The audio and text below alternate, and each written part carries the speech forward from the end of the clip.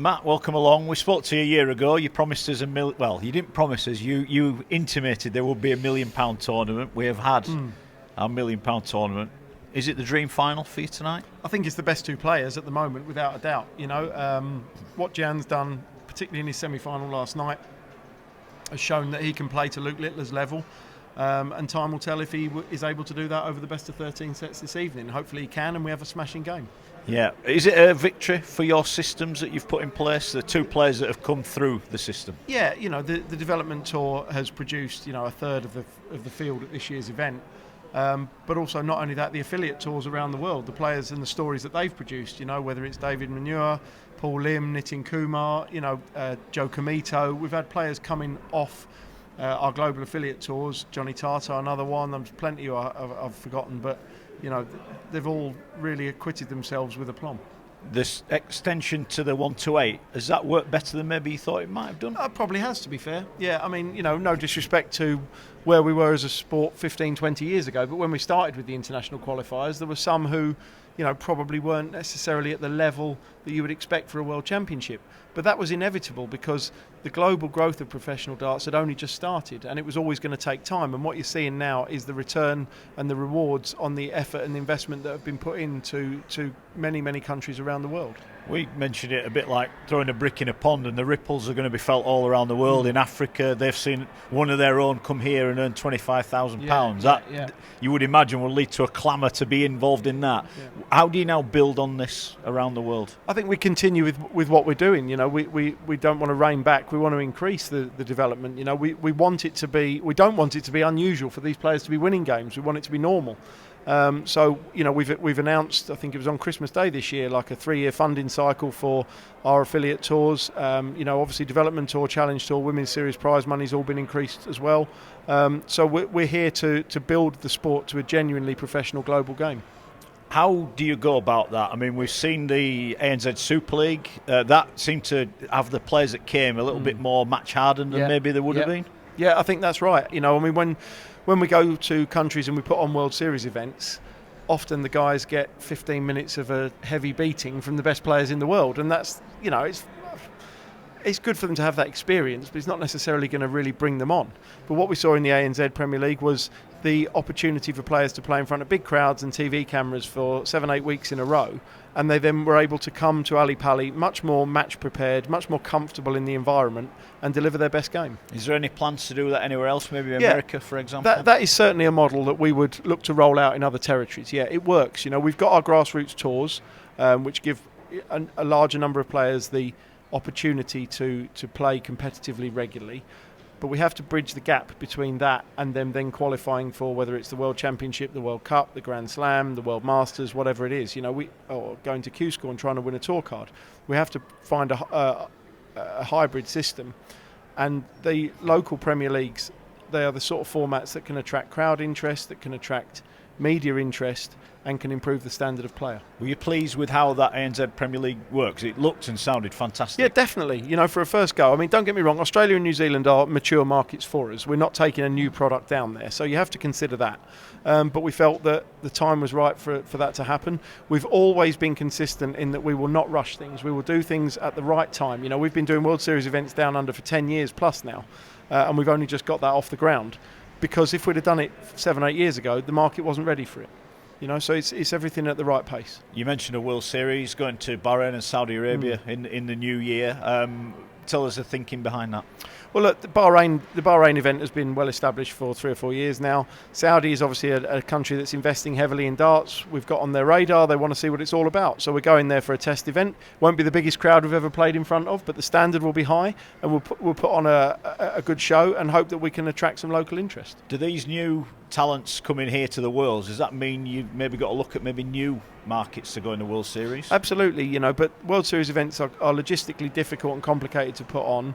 The gaps in the calendar are few and far between, so it has to be the right market at the right time. We have to have the right partner to showcase the event to the local audience. If it's not on TV domestically, then it's not going to work because we're not getting in front of many people. A lot of questions come about why we haven't done anything in Canada. The short answer is we cannot get a Canadian broadcaster interested in the product. As bizarre as that sounds, we are not getting any bites from a broadcaster in Canada. So it's really hard for us to do an event in Canada that no one's going to see. Yeah, no, it's fair enough. In terms of the calendar, it's always an issue. You've got the Premier League coming up, the time of year when, what is it, tomorrow you're going to be announcing it? Monday, the Premier League, the players. Do you know the 8 yet? No, we have a conversation after the World Championship every year. We changed a few years ago from doing it straight after the final because it was all a bit rushed and a bit chaotic. And then, we've got the data, we've got the names, we've got the ticks and the question marks and a few crosses. And we'll go through it tomorrow and we'll make a decision, and I'm sure we'll get 100% agreement from everyone, like normal. How does it work? Do you just ring the 8 that are? Do you advise the 8 that are in that they're in, or do you have to let people know maybe they're not in? I generally, if there's somebody who would feel they had a good chance of being in and they're not in, then they will get told in advance. We do that, and we explain the reasons why, because it's not fair that if they were to find out just through the media. And then those that are in, we will pre-advise them that they'll be announced. Yeah, it's a big commitment. Obviously, the Premier League. We heard Gary saying he wouldn't want to do it. He felt it was too much for him to take on. Are we going to reach a point where there's going to be maybe 2 events in one weekend? Yeah, I don't think that's a million miles away. We're not quite there yet, and we don't want to dilute the quality of the events. But clearly, it doesn't take a genius to look at the calendar and see that there aren't that many more spaces. So if we are going to carry on growing, and we have to be careful not to oversaturate the market, but if we are going to carry on growing probably in new territories, then inevitably at some point we will need to stage more than one event at once. Do you understand players maybe starting to pick and choose now? Absolutely, and we've always encouraged them to. We don't want players on the road 49, 50 weeks a year. What we don't want players doing is having a week off and then going doing 3 exhibitions in a row, because they'll tire themselves out. I get that they want the money, and they'll say they're doing it for the fans, but the exhibitions are good payers, so I get why they're doing it. But ultimately, the bread and butter is the TV events and the rankings. So manage your schedule properly, pick the events you want to do, have some time off, have some time away with your family or your friends, or just sit at home and put your feet up, but make sure that when you get to the important events you're match ready. Yeah, and in terms of here, we've obviously seen a massive hike in prize money and the attention that's brought. We're also moving into the Great Hall next year. Tell us about that. Yeah, I mean, it'll be a completely different event. The only thing that's staying in the same place really, or in the same format, is the players' practice room and players' lounge. Everything else will move. It will still have the same look and feel, the same Paddy Power green and the same sort of style arena, just bigger. But the whole configuration of this tournament will be completely different. I think where we're sat doing this interview now will be the cloakroom. Hopefully be a bit warmer.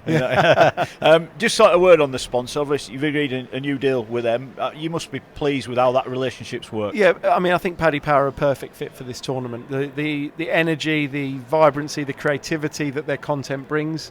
They do things differently to any other bookmaker. I'm not saying they do everything better, because a lot of our other partners do things very, very well themselves, but they do things differently, and it works. This is a great synergy. Yeah, and just a word on the crowd. What's the maximum you foresee ever being able to come in to this building? Well, look, I think when we started here 15, nearly 20 years ago, whenever it was kind of like 1,1700. We doubled from the 800 at the Circus Tavern. We're now at 3,200. We'll go to 5,200 in the Great Hall.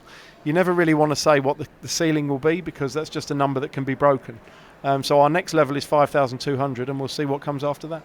You've been quite vocal as an organisation about tickets. You've been recalling tickets off third-party sales sites. Yeah. Is that something you're keen to keep on? Do you know what? It's gone really well this year. I mean, I know that because the lady who manages the box office for us on site, our WhatsApp group in previous years has been full of more Viagogo people turned up, more StubHub people turned up, been turned away, families in tears, been turned away, people have flown in from Germany, been turned away.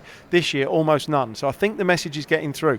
I know it's frustrating when you can't get tickets, but if you take that risk and buy tickets from an unauthorised website, number one, you will pay miles over the odds. Number two, you may be buying a ticket that doesn't exist. You may be buying a ticket that's been sold 3 or 4 times to some other people as well. You are taking a massive risk with your money, and it just isn't worth it. No, not at all. End on a positive then. What have you made of the tournament as a whole? I think up to Christmas I was fascinated by every session, and there were so many stories at every turn.